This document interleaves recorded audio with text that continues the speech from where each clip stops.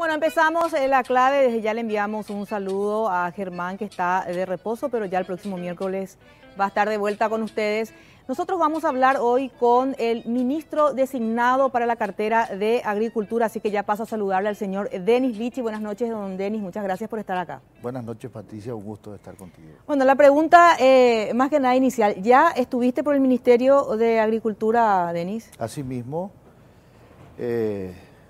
hemos tenido el primer contacto con el señor ministro, el doctor Neitin, donde intercambiamos algunas palabras. Él manifestó su apertura para que nosotros entremos al ministerio a ver lo que había, a interiorizarnos de los proyectos. El equipo de transición hoy está trabajando ahí y bueno, yo creo que está caminando todo muy bien. ¿Qué encontraron respecto? Vamos primero por la estructura, más que nada, en lo que refiere a funcionariado público.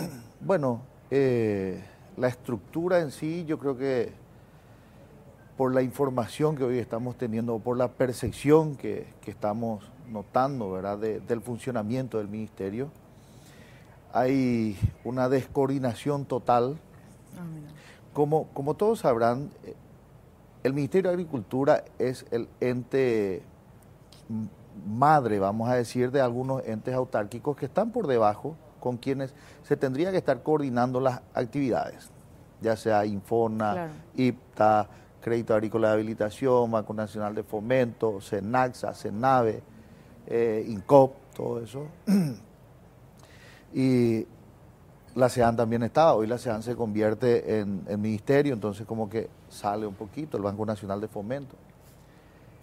No hay una articulación entre todos esos entes para atacar el sector productivo. O sea, encontramos una institución muy debilitada en ese sentido. Hemos tenido un reporte del funcionariado, aproximadamente 3.000 funcionarios, de los cuales un porcentaje muy bajo son de técnicos que trabajan en el campo. La mayor parte está dentro de la institución, en Asunción o en la capital, cosa que debería ser lo contrario, ¿verdad? El funcionario más tiene que estar en el campo.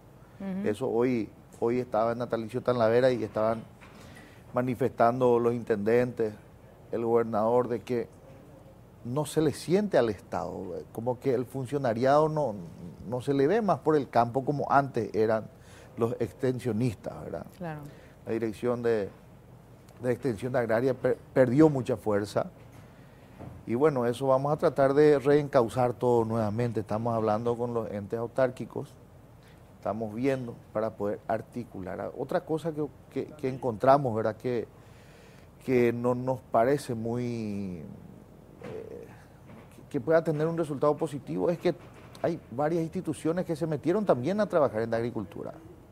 Itaipú, Yacyretá, Secretaría Técnica de Planificación, que se metieron a trabajar directamente con el campesinado, con el productor. Pero sin ningún tipo de articulación. No, nada. El ministerio muchas veces no tenía participación. Los gobernadores no tenían participación en los trabajos que el ministerio realizaba en su departamento, y también intendentes. Como todos saben, el Ministerio de Agricultura en los últimos tiempos entregó muchas maquinarias, semillas, implementos, tractores, los invernaderos que se construyeron a los productores, y muchas veces el intendente no estaba enterado de lo que ocurría en su comunidad. O sea, cada institución por su parte. Por su parte. Eso es para mí lo más preocupante, pero también encontramos cosas muy positivas. Como que hoy todos tienen conciencia de la importancia de trabajar con el pequeño productor. Muchísimo dinero se ha invertido, pero no tenemos nomás el resultado esperado. Como que no llegó a arrancar el motor del sector productivo, del pequeño productor. Y eso es lo que nosotros vamos a tratar de hacer. Creemos de que con una articulación, con un liderazgo fuerte del Ministerio de Agricultura, con una política clara de producción, que pueda beneficiar al pequeño productor, ese productor que está más desprotegido. Claro. Ahora, Denis, antes de entrar un poco a lo que va a ser la política del Ministerio de Agricultura, ¿qué va a pasar con la cantidad de funcionarios que están ahí, que justamente no están en la calle donde deberían estar y están ahí? ¿Va a haber una reorganización para que salgan realmente a la calle? Así mismo, vamos a estar viendo. Yo puedo ser muy irresponsable si es que hoy digo esto vamos a hacer. Yo creo que tenemos que mirar un poquitito, aparte la rigidez del funcionariado público, es muy complicado muchas veces tocar eso. Pero también algo negativo que encontramos es la desmotivación del funcionariado del ministerio. Como que no ocurrieron muchas injusticias, como que el técnico, el profesional que hace tiempo está ahí, tiene un salario pequeño, y una persona que entró de afuera sin ser profesional está ganando mucho más. ¿Hay muchos cupos políticos ahí, Denis? No quiero decir, pero tengo entendido que más o menos podría ser así. Sí, son denuncias informales, vamos a decir, que tenemos, pero que vamos a ver una vez que estemos ahí adentro. Lo que queremos es hacer que ir a dignificar nuevamente al funcionariado. Vamos a trabajar con ellos, vamos a darles su lugar, vamos a apoyarles porque ellos no salen al campo no porque ellos no quieran salir, es que no tienen vehículos, no tienen combustible, no tienen viático, y encima de eso no tienen un producto que llevar al campesinado, una orientación. Claro. Y eso es lo que nosotros vamos a tratar de crear, ¿verdad? Una orientación, armar una política, y que el acompañamiento sea no solamente de implementos o de maquinaria, sino que sea integral. Hasta inclusive vamos a tratar de implementar también con el campesinado, con el productor, una capacitación en la utilización de los recursos que puedan generar de la parte productiva, ¿verdad? Porque ese es un problema. El productor muchas veces consigue un dinero de renta, ¿verdad?, por vender su producto, y no sabe qué hacer con el dinero y lo utiliza todo mal, y nuevamente vuelve a quedar sin las energías o sin la posibilidad de volver a empezar a producir. Claro. Entonces, una educación financiera creo que es muy importante también para el pequeño productor. Hay que asistirlo completamente. Los tractores, por ejemplo, que se están entregando, el tractor se entrega y no hay un operador bueno, por ejemplo, que maneje la maquinaria. No tienen combustible. Al final, el de la zona, el que tiene mayor recurso, nomás otra vez puede utilizar el tractor porque es el que puede cargar el combustible. Claro. Entonces, vamos a tratar de que se hagan bien, ¿verdad? Como para que tengamos un resultado positivo, porque lo que se quiere es mover esa microeconomía, esos microproductores.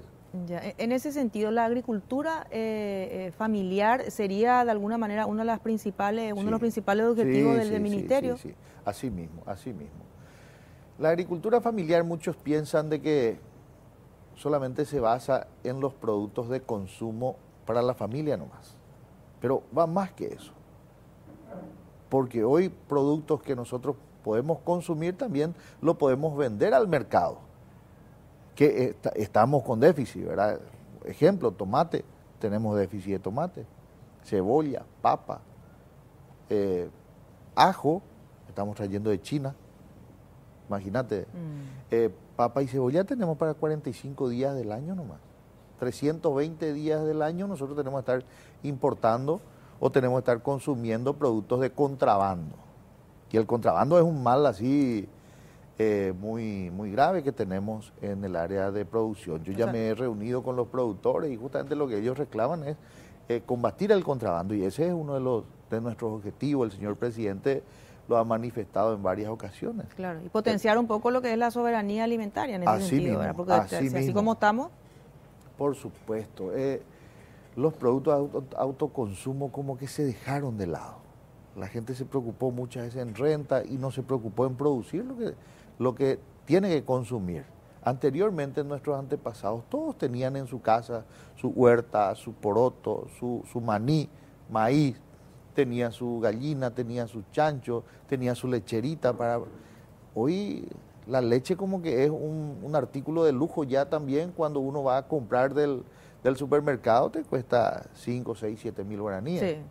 Anteriormente cada uno tenía su lechera, una lechera en su casa, y podía alimentar a todos sus hijos y lo que sobraba hasta inclusive podía comercializarlo. ¿Y cómo se puede reactivar eso, lo que es la agricultura familiar? Atendiendo que lo que dicen desde el sector del campo es que no tienen ellos los elementos necesarios, que no tienen el apoyo, entonces es difícil que ellos finalmente se dediquen a eso, ¿verdad? Bueno, realmente es un poco complejo, pero en la articulación nomás, no imposible, porque los recursos que hoy se están invirtiendo, es lo que estaba manifestando hace rato. Las municipalidades están invirtiendo en la agricultura familiar, las gobernaciones también, el Estado en general también, varias instituciones y hoy también el sector privado. Imagínense, me he reunido con la Cámara Paraguaya de Supermercadistas. Ellos piden por favor que se produzca mayor cantidad de frutihortícolas, productos frutihortícolas porque les hace falta a ellos para comercializar.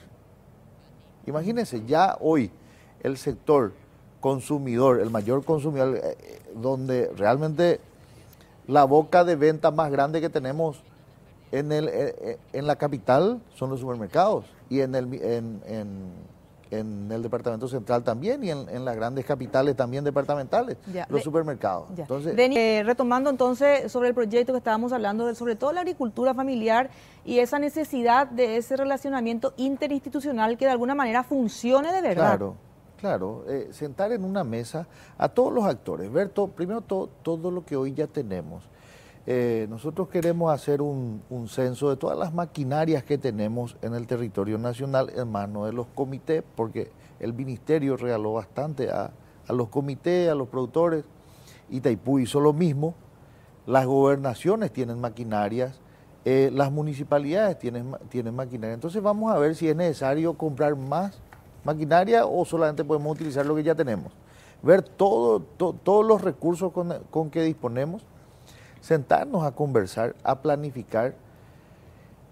La información es algo que nos falta en nuestro país en materia de producción agrícola y ganadera también. Nosotros no tenemos qué cantidad de tierra está cultivada. Si vos me preguntás, ¿y qué tenemos de tomate? No sabemos. ¿Qué tenemos de zanahoria? No sabemos, nada sabemos. El último censo agropecuario se realizó en el 2008, imagínense, 10 años después. Las hortalizas, su ciclo de producción son muy cortos. O sea, en un año vos podés hacer 2 o 3 cosechas. Y si no te vas actualizando el censo, no podemos saber. Hoy hay una necesidad en nuestro país de producir mayor cantidad de hortalizas para poder abastecer nuestro mercado interno. Hay muchos que me dicen, tenemos que ver un mercado externo para nuestro producto. ¿Qué si nosotros necesitamos? ¿Para qué sería si nosotros acá todavía no estamos? Acá luego ya necesitamos nosotros. Acá necesitamos. Claro. Y eso es lo que tenemos que hacer, producir lo que se necesita. Vamos a tratar de mapear completamente todo el país con relación a los productos que tenemos. Vamos a ver el clima, el suelo en diferentes regiones para ver dónde nos conviene producir. Y ahí vamos a llevar tecnología. Estuve reunido con el embajador israelí. Israel, un país que ha demostrado que se puede, y nosotros en nuestro país tenemos una gran cantidad de tierra que no se está utilizando para la producción. En la región oriental, muchísima tierra que no se está utilizando. Entonces vamos a tratar de producir en esa tierra. Y también ir viendo si podemos producir algo en la región occidental, porque también ahí tenemos tierra en donde se están demostrando que se pueden producir también. ¿El MAC trabaja con el INDER de alguna manera o no? El INDER es un ente autárquico que debería de depender del Ministerio de Agricultura. Claro.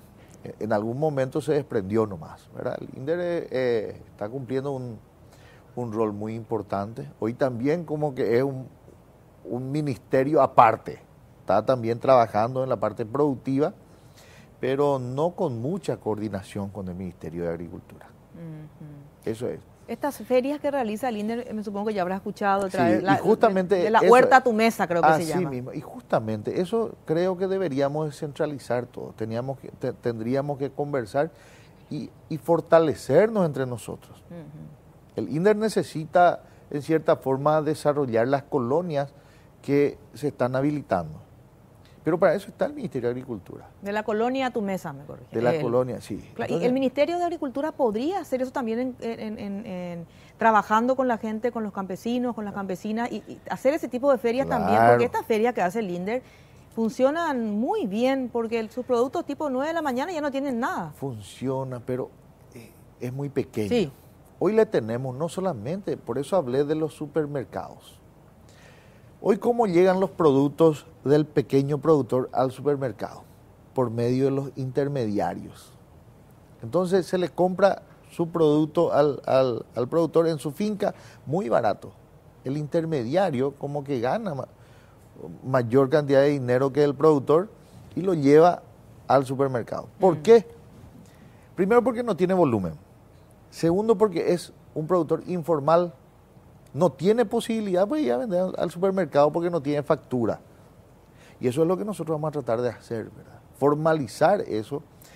Vamos a ver si nos hacemos en forma personal, vamos a hacer que las asociaciones, comités o cooperativas de pequeños productores que puedan...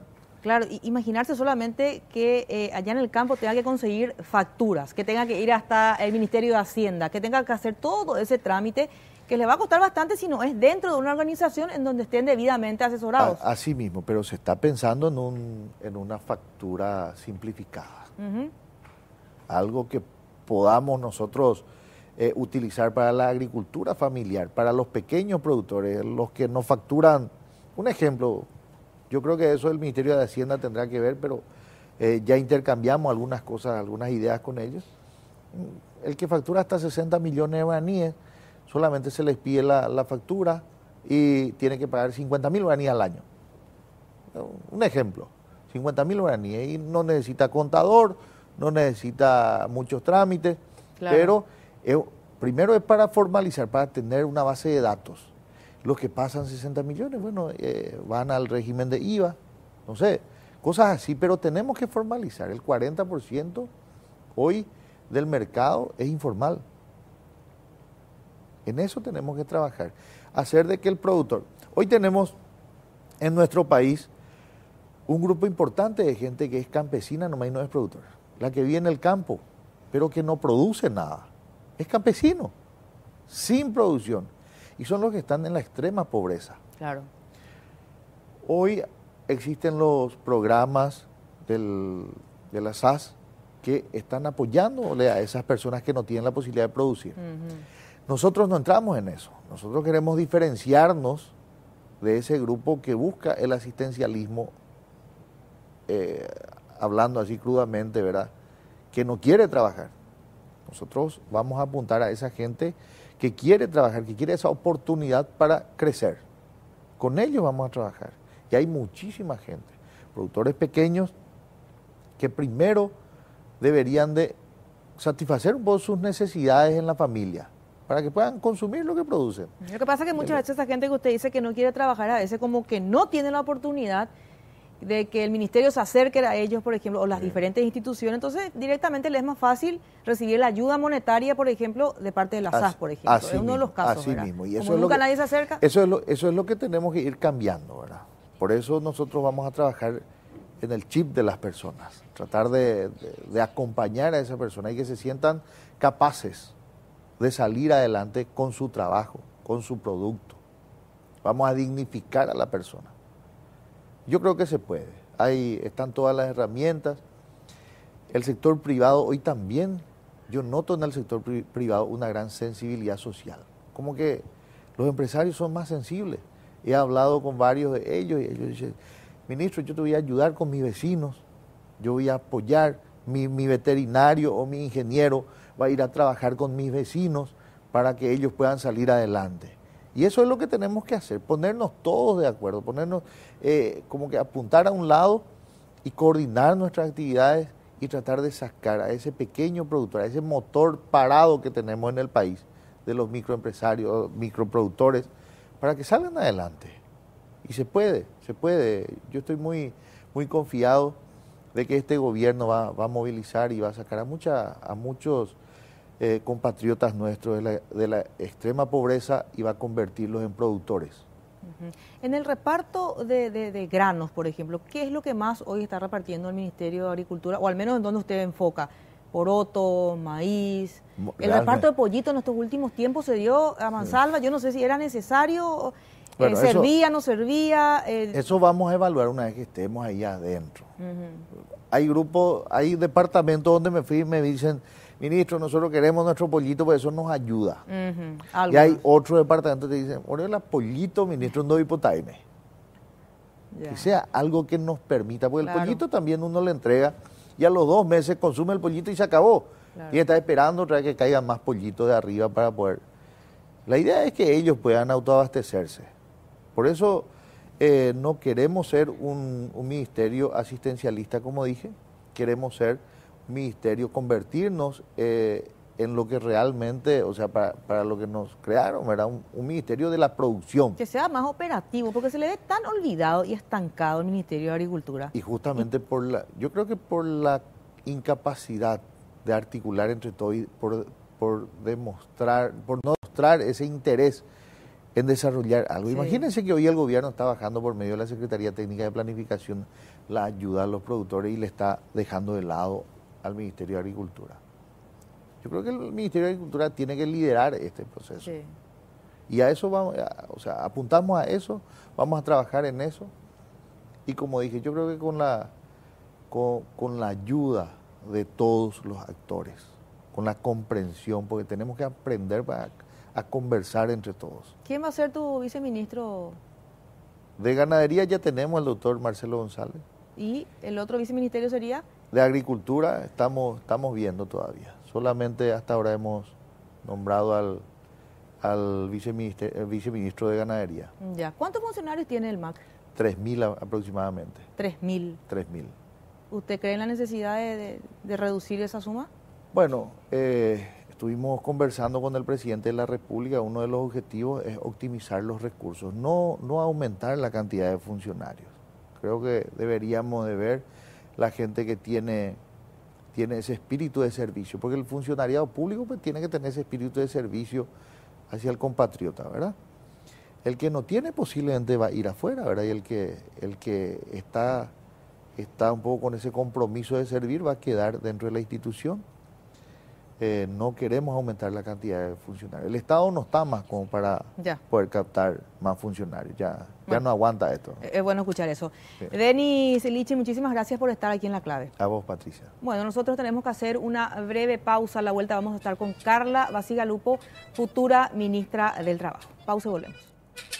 Bueno, ya estamos con la señora Carla Bacigalupo, futura ministra del Trabajo, ya a partir del próximo 15 de agosto. Buenas noches, Carla. Buenas noches, Patricia. Un gusto compartir contigo y con la teleaudiencia. Bueno, muchísimas gracias por estar aquí. ¿Cuál es el principal desafío que vas a tener en ese ministerio? Parece que son muchos, Carla. Bueno, sin duda, es un ministerio que tiene varias áreas de trabajo, aunque a veces lo denominamos solamente como Ministerio del Trabajo. En realidad es Trabajo, Empleo y Seguridad Social. Y esta denominación refleja las áreas que maneja esta institución. Y dentro de cada área, por supuesto, nos planteamos desafíos importantes y sobre todo, Patricia, darle una nueva visión al ministerio. Un ministerio mucho más cerca de la gente, cerca de las necesidades reales del trabajador, al que tenemos que proteger, cerca también de los empleadores en cuanto a demanda laboral y otras cuestiones que tenemos que construir las juntas, mucho más cerca de los sindicatos para ese diálogo social constante que construya toda esa nueva política que queremos generar. Y por supuesto, un ministerio que lleve los servicios que hoy ofrece a la gente. Porque hoy tenemos, por ejemplo, oficinas del Viceministerio de Empleo que ofrecen intermediación laboral y si bien tenemos ferias de empleo, lo que tenemos que hacer es llevar estos servicios al ministerio porque muchos de ellos no se conocen.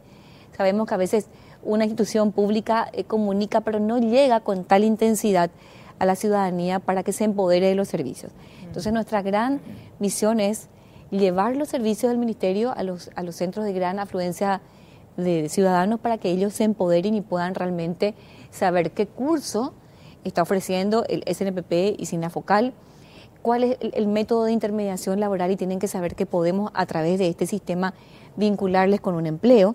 Y por supuesto todo lo que hace a la protección de los derechos del trabajador también.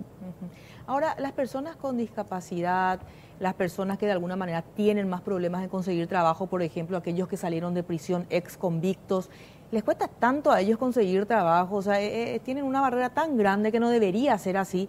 ¿Y qué va a pasar al respecto? ¿Cómo van a solucionar ese problema? ¿Qué ley van a activar o qué situación legal se puede aplicar con ellos?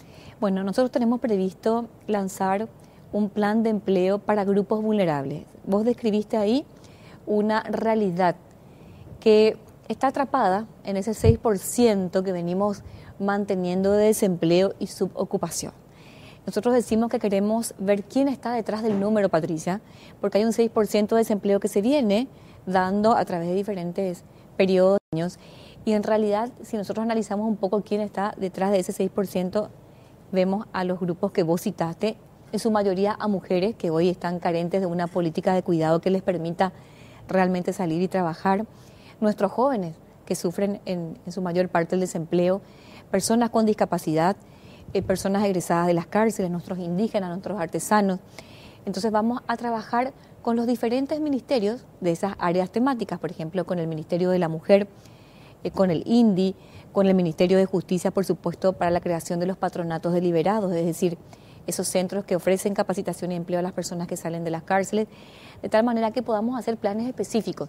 Porque si bien es cierto que una política laboral y de empleo general es importante, sí, porque bueno, a través de la promoción de políticas de empleo podemos incentivar la creación de más empleos, también es cierto que tenemos que trabajar con esos grupos específicos, Patricia, como los que vos citaste, porque muchos de ellos carecen de leyes que los protejan, como las personas egresadas de las cárceles que necesitan una ley que otorgue incentivos fiscales, como en otros países, a personas que contratan, a empresas que contratan exconvictos. Carla, creo que nosotros tenemos esa ley, pero que no está reglamentada. No, esa ley no está dictada, o sea, no existe esa ley en Paraguay. Sí tenemos proyectos presentados, pero que no corrieron. Que no corrieron en el Congreso. Sí tenemos, Patricia, la ley de incentivos fiscales para las personas para las empresas que contratan personas con discapacidad. A eso me refería. Pero esa ley no está reglamentada. Claro, a esa ley me refería. Esa ley existe, no está reglamentada y es una cuestión ya de voluntad política que la queremos justamente impulsar en los tiempos iniciales de la gestión del presidente electo, porque es un sector que necesita ser potenciado y por falta de reglamentación de la ley no podemos lanzar una política seria, concreta de empleo para personas con discapacidad. ¿Quién debería reglamentar? ¿En qué institución debe ser la encargada? Bueno, básicamente la Subsecretaría de Estado de Tributación tiene que sacar, por supuesto, las resoluciones y los formularios ya que permitan ese incentivo fiscal.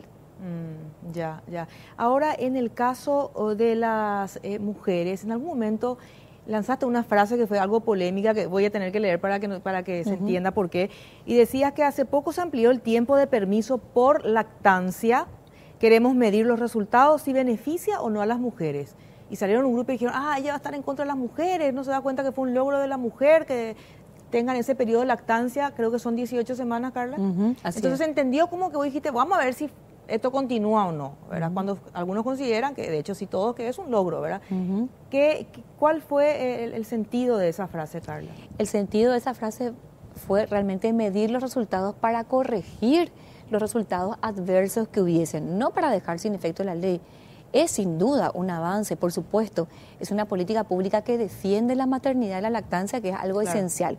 Ahora bien, Patricia, si eso está causando desempleo, tenemos que ver qué otras alternativas, que de ninguna manera va a ser dejar sin efecto la ley, podemos ir adoptando para que las mujeres paraguayas ya no caigan en desempleo.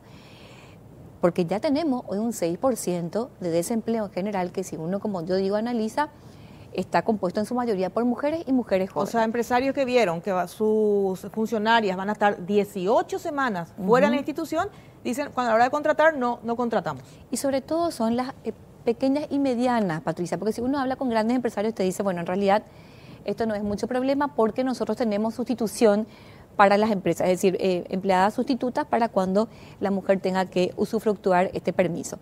Pero las pequeñas y medianas empresas sí tienen problemas porque tienen pocos funcionarios. Entonces lo que queremos lanzar es toda una campaña motivacional y hasta de incentivos para que las mujeres, por esta ley tuitiva, esta ley que protege la lactancia, no sea que las mujeres sean menos empleadas. Entonces, fue, digamos, un sentido al contrario, de mayor protección a las mujeres, porque lo que queremos justamente, Patricia, es impulsar el empleo de mujeres en Paraguay. Claro. Y te adelanto algo, estamos trabajando con el sector textil, que es un sector en un 80-90% integrado por mujeres, es decir, la mano de obra textil en Paraguay es mujer.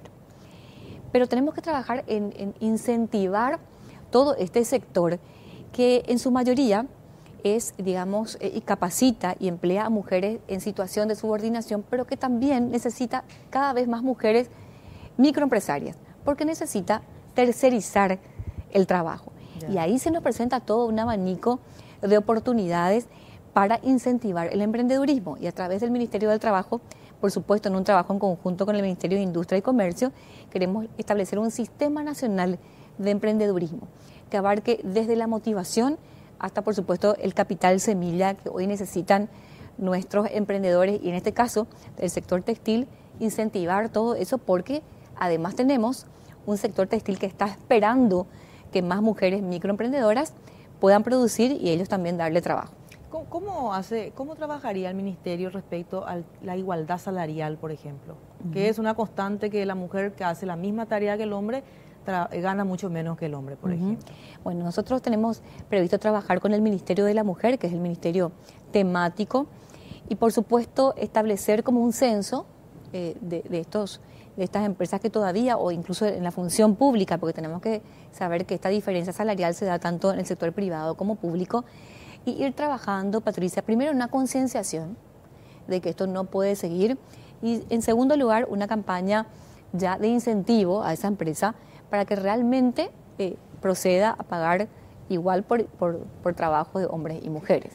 Ya, ahora una de las cosas más importantes que tiene que ver con la formalización de las empresas, con sus funcionarios, el control de parte del ministerio. Muchas veces alegan de que no hay funcionarios, no se les paga bien a los funcionarios, caen en lo que refiere a coimas justamente con el empleador, aquel que está de manera irregular. Finalmente termina haciendo un trato con el funcionario de trabajo y finalmente el perjudicado es el trabajador. ¿Cómo trabajar en ese sentido, Carlos? Bueno, la gran herramienta que queremos introducir fuertemente es la tecnología. En la medida que nosotros introduzcamos tecnología en todo lo que hace al Ministerio en general, porque queremos trabajar además como equipo ministerial con el presidente Mario Abdo Benítez en una agenda digital, es decir, introducir tecnología en todos los ministerios, y de esa manera dar más transparencia y, por supuesto, más eficiencia a toda la gestión de gobierno.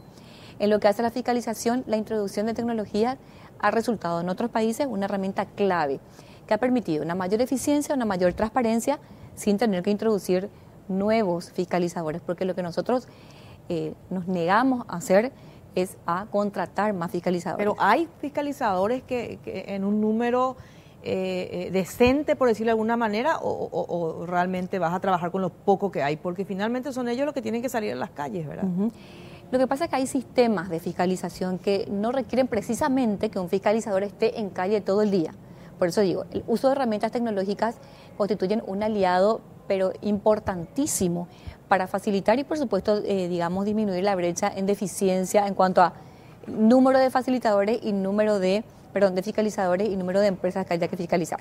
Si bien es cierto que tenemos 60 fiscalizadores para todo el país, pareciera un número bajo, pero si introducimos la tecnología que tenemos que introducir, vamos a poder llegar a una eficiencia con la misma cantidad de fiscalizadores. ¿Cómo hacer para terminar con lo que es, o por lo menos minimizar un poco más las políticas de los subsidios para aquella gente, porque finalmente no tiene trabajo y obviamente va a aceptar el subsidio, busca subsidio, forma parte de un programa, en este caso la mayoría de los casos, ¿verdad?, de la SAS o de otras instituciones sociales?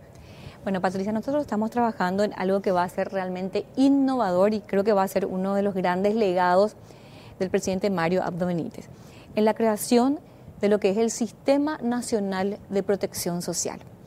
Ese sistema que englobe todos los programas de protección social, que hoy son muchos en Paraguay, y que establezca todo un circuito con una base de datos única. Vale decir, una familia que entra hoy a tener una ayuda a través de la SAS, llámese Tecoporá, Tecoyoyá, entre a ese sistema, se cense a esa familia, pase por una serie de etapas de ayuda, es decir, además de la ayuda básica social, entre luego a un programa de acceso a la educación, acceso a la salud, otros subprogramas, vivienda, y luego egrese del sistema con el Ministerio del Trabajo. Es decir, el Ministerio del Trabajo va a ser la institución de egreso de ese sistema social, que le va a dar una herramienta a través de la capacitación para el empleo y le va a vincular ya con un empleo. De esa manera la familia egresa y ese subsidio puede ser dado a otra familia. Sabemos que tenemos un público meta específico que es de extrema pobreza, 700.000 personas y 2 millones en pobreza. Ese sistema de protección social que por primera vez se va a implementar en Paraguay nos exige trabajar a varios ministerios juntos y establecer ese circuito que sin duda lo que va a hacer en un mediano plazo es reducir esa política de subsidios y por supuesto llevar a una política ya de oportunidades. ¿Hay algún plan, ya no sé si a futuro o ya ese futuro cercano o lejano, de trabajar con los chicos del último año del colegio de manera, porque ellos son los que finalmente necesitan un primer empleo, porque tienen que pagar la facultad, ya sea nacional, igual nada, no es gratis, la nacional se pagan libros, inscripciones, matrículas y necesita tener un ingreso, un trabajo? ¿Cómo hay un plan para trabajar con los chicos de 18 años ya a esa altura, verdad?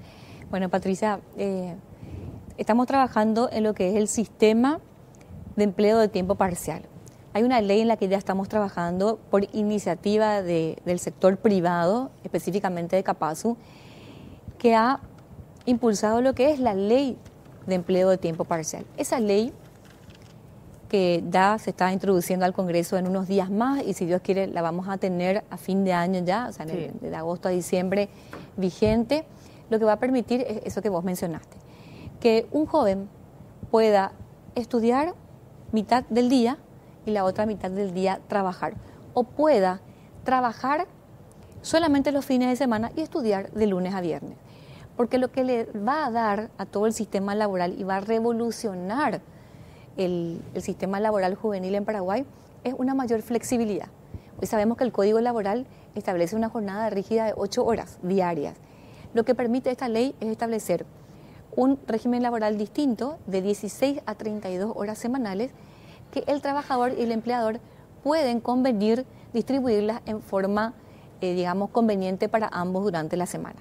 Entonces, esto, además de beneficiar mucho a los jóvenes que van a permitir, eso que me mencionaste, ya salir del colegio y cuando emprenden una carrera o una tecnicatura, trabajar y estudiar, por ejemplo, va a dar una respuesta importante al trabajo doméstico que se va a poder también contratar por hora y pagar por hora. Y lo más importante de esto es que el trabajador va a tener derecho a un seguro médico IPS, porque eso se estableció en la ley y ya se trabajó, eso es importante mencionar. Esta ley viene ya siendo validada con todos los sectores, IPS, el sector empresarial, el sector trabajador a través de del diálogo con las centrales obreras, y esta ley así validada es la que va a ser ya presentada al Congreso, es decir, seguramente podría hacerse una audiencia pública, pero ya viene un proceso de consolidación con los diferentes sectores. Y esta ley protege todos los derechos del trabajador y encima da flexibilidad. Por supuesto que es una herramienta importante para los empleadores, porque hoy una empresa quiere contratar a un joven por tiempo parcial, pero no lo puede hacer porque tiene, digamos, esa camisa de fuerza del Código Laboral que le establece que sí o sí lo tiene que emplear por 8 horas diarias. ¿Y la capacitación laboral para aquellos que van a tener el primer empleo? Puede ser, mira, estudiantes o no estudiantes, o sea, gente que ya esté por lo menos en la facultad también o estén todavía en la secundaria, ¿verdad? ¿Cómo sería eso? Bueno, hoy tenemos nosotros que la capacitación técnica la realiza tanto el MEC a través de los colegios técnicos, pero también, por supuesto, el Ministerio del Trabajo a través del SNPP y SINAFOCAL. Hoy nosotros estamos unidos al MEC en lo que se llama el Consejo Nacional de Educación y Trabajo, que es un estamento muy importante que nos va a llevar a trabajar juntos para dignificar todo lo que es la educación técnica y dar a nuestros jóvenes realmente, Patricia, una herramienta válida para el trabajo. ¿Y por qué te digo esto? Porque la visión que tiene el Ministerio del Trabajo hoy es dejar de masificar la educación técnica, es decir, dejar de emitir títulos en cantidad por año y reemplazar esto por títulos de calidad. Queremos invertir en nuestros instructores, para que esto redunde en una mejor educación.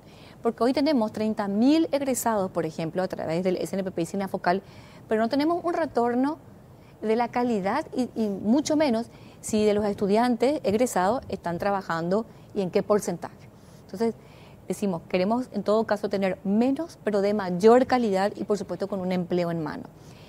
Y todo lo que hace capacitación para el empleo lo vamos a trabajar de la mano con el MEC en el ámbito del Consejo Nacional. Carla, ¿qué opinas de la ley del salario mínimo para las empleadas domésticas? Es algo complejo, ¿verdad? Bueno, es una ley que tiene media sanción en diputados. Es una ley que reivindica un sector muy importante, un sector social muy importante y económico también. Esta ley, y hay que entender, Patricia, que toda ley de protección en trabajo siempre tiene una contrapartida en empleo, porque el empleo se maneja en un mercado libre. Entonces, hay que aprender un poquito el ejercicio de medir los resultados y las posibles consecuencias de una ley, porque una ley que protege derechos laborales puede resultar en desempleo en un futuro, porque eso se traduce en un mercado libre. Lo que queremos hacer nosotros, Patricia, es establecer un poco el ejercicio de trabajar de la mano con el Congreso. Hoy tenemos un consejo tripartito consultivo que integra varios sectores y una de sus funciones es trabajar con el Congreso para cuando se estudien este tipo de leyes. Por supuesto que estamos de acuerdo en que las empleadas domésticas ganen más. Todos los sectores, y este sector es un sector que necesita ser reivindicado. Y tenemos ya la herramienta que podría hacer frente a ese desempleo, porque la ley de empleo de tiempo parcial, que en un principio excluía el empleo doméstico, sí, ahora incluye el empleo doméstico. Entonces, si se sancionara y se promulgara esa ley que establece un salario mínimo para las empleadas domésticas y que pudiera producir en un futuro mediano el desempleo, va a tener ya la herramienta de la ley de empleo de tiempo parcial que va a permitir a una ama de casa contratar a una empleada doméstica por hora. Y eso va a ser legal y la empleada doméstica va a tener, por supuesto, un seguro médico en IPS y va a poder aportar a su jubilación. Entonces, en este caso, podemos decir que tenemos una medida paliativa de lo que podría ser el desempleo. Pero este ejercicio, Patricia, lo tenemos que aplicar ya en un trabajo en conjunto con el Congreso, porque en aras de beneficiar a un sector, si se dicta una ley en el trabajo, podría finalmente en el sector de empleo perjudicarlo. Entonces, ese ejercicio siempre lo tenemos que hacer y medir un poquitito más el impacto de las leyes en un futuro. Porque hoy en día ya algunos ya utilizan eso de por hora, por día, y una misma persona trabaja por lo menos en 4 o 5 lugares, por ejemplo, al mes, inclusive más en más lugares, ¿verdad? Porque me decían algunas trabajadoras domésticas, ganamos más cuando hacemos por hora, por ejemplo, o por día. Solamente que hoy va a tener ese régimen legal que las ampare y van a poder aportar al seguro de IPS y por supuesto tener también seguro médico. Es así. Nosotros sostenemos firmemente que esta ley y este sistema va a revolucionar el mercado laboral y va a ser muy, muy favorable a estos sectores más desfavorecidos, jóvenes y mujeres. Ya. Carla, muchísimas gracias por estar en La Clave. Muchas gracias, Patricia, cuando quieran. Muchas gracias a ustedes por la invitación y un gusto realmente estar aquí. ¿Cuántos años después volvés al ruedo? 5, exactamente 5, sí. Liz, como para a nivel de comentario, el gobierno que está saliendo ahora te había pedido también que continúes en la, en la Secretaría. Me dieron esa oportunidad que fue muy gratificante, pero bueno, tenía otros planes en ese momento y le agradecí y bueno, se dio esta pausa, por decirlo de alguna manera, que no pensé que iba a ser una pausa, pero resultó que sí, volviendo ahora al ruedo de la función pública. O sea, ¿ya no pensabas volver a la función? No estaba en mis planes, ¿Y qué te hizo aceptar la propuesta de ser ministra de Industria y Comercio de este gobierno? Que te llamen a ofrecer una posibilidad como esa en una cartera tan trascendental, tan transversal en algo que yo conozco porque bueno, el mundo de las empresas y demás me pareció un honor enorme, una cuestión así de una misión que era imposible decir que no, y aparte la confianza que me transmitió el señor presidente electo digamos de su pasión y de sus ganas realmente fue muy inspirador y bueno, hablé con mi familia y nos apoyamos entre todos, así que aquí estoy. Ya. El fortalecimiento de las pequeñas y medianas empresas sería más o menos un poco el enfoque principal, sin dejar de lado obviamente también a las más grandes. Lo que pasa es que no hay una cosa, o sea, hay como ejes prioritarios o como líneas de trabajo prioritarias que no se hacen linealmente una después la otra o digamos una más importante, son sectores, ¿no? Te diría en términos generales que en principio podemos hablar de atender a la industria local ya instalada. Tengo un mandato muy concreto de atender al que ya invirtió en Paraguay, al que ya está apostando a ese pequeño empresario y gran empresario, que ya está aportando a la economía paraguaya, generando empleo y demás, atenderles en sus necesidades y en entender qué es lo que podemos hacer para que crezca más. O sea, atender a la industria y al comercio legal local ya instalado es uno de los ejes de trabajo, y en ese sentido los gremios con los que ya estamos presentándonos en este carácter, digamos, conocen de nuestra vocación de articulación y de dar batalla para resolver aquellas trabas que podrían quedar en nuestro campo, y si no fuese nuestro campo, pues articularla con quien corresponde. El otro eje es la atracción de inversiones. El presidente electo, obviamente las inversiones en términos generales, entre ellas la maquila sin duda, pero el presidente tiene la ambición el presidente electo tiene la ambición de atraer una industria importante de clase mundial que pueda aprovechar la energía a un nivel superlativo, o sea, una electrointensiva que pueda aprovechar nuestra energía de cara, por supuesto, a lo que se viene en ese tema, y entender qué es lo que nos falta para que vengan, es decir, por qué todavía no pudimos, qué es lo que tenemos que hacer para que podamos, y si eso implica un parque industrial de primer mundo, pues construyámoslo, focalicémonos en eso. Así que vamos a estar prospectando industrias de gran porte a la que nosotros podamos, con ciertas condiciones, aspirar a atraer. El otro eje es MIPYMES. En algunos estudios dicen 70, en otros dicen hasta 90, inclusive por ciento de las empresas del país tienen el tamaño correspondiente a lo que puede ser clasificado como MIPYMES, así que es un sector demasiado importante de la economía que, sin embargo, sufre digamos, todas las desventajas de la informalidad. Hay un proceso ya iniciado, hay un trabajo ya hecho que se reconoce y se valora, y lo que queremos aportar ahí es una velocidad y una sinergia mayor para la formalización más rápida, para que puedan acceder más rápido a los beneficios de ser formal, en conjunto obviamente con otros servicios que el Estado brinda, como por ejemplo lo que acababa de decir la ministra Bacigalupo, ¿no? En algún momento te escuché, Liz, que hablabas de el uso de la tecnología en el fortalecimiento de las empresas. En este caso creo que ya tiene que ver más un poco con la mediana y la pequeña, o tiene que ver en general otra vez. En realidad hay un eje que no lo mencioné enseguida, que se trata, en 2 puntos te voy a hablar de la tecnología en términos generales. Uno es el hecho de que todo lo que tiene que ver con industrias creativas, la economía naranja, como se la conoce mundialmente, que es todo un boom, en los cuales nosotros ya hoy estamos compitiendo, quizás no lo tengamos tan claro con ese nombre, pero sí ya estamos exportando inclusive conocimiento hecho producto, conocimiento hecho servicio, exportamos inclusive servicios de software, exportamos servicios creativos. Bueno, todo ese mundo, toda esa economía del pensamiento convertido en producto, el pensamiento convertido en servicios, englobado de esa manera, inclusive la industria de la cinematografía, por ejemplo, se denomina economía naranja, por decirlo en simple. Y ese sector tiene una posibilidad de crecimiento exponencial. Ahí no tenemos tantas barreras. Ahí, digamos, un pensador, un creativo puede, con una maquinaria muy simple, con hasta bastante básica, poder llegar a vender algo exponencialmente más caro de lo que está invirtiendo. Entonces, las barreras de ingresos son bajas, la inversión inicial es menos costosa o podría ser menos costosa que otras industrias, y ahí vamos a darle también un fuerte énfasis. Hay una vocación importante del presidente electo de que las industrias creativas tengan en este gobierno como un despegue importante.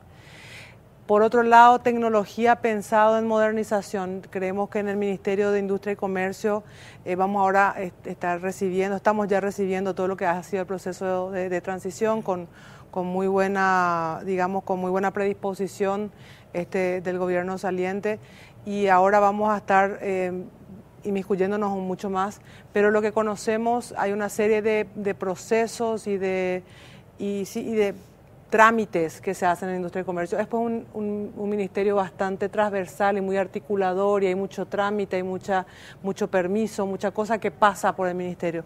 Y vamos a revisar esos procesos. Yo le tengo altísima confianza que vamos a poder con tecnología modernizar ese servicio, ¿sí? Hacerlo responsivo, más ágil, autogestionado.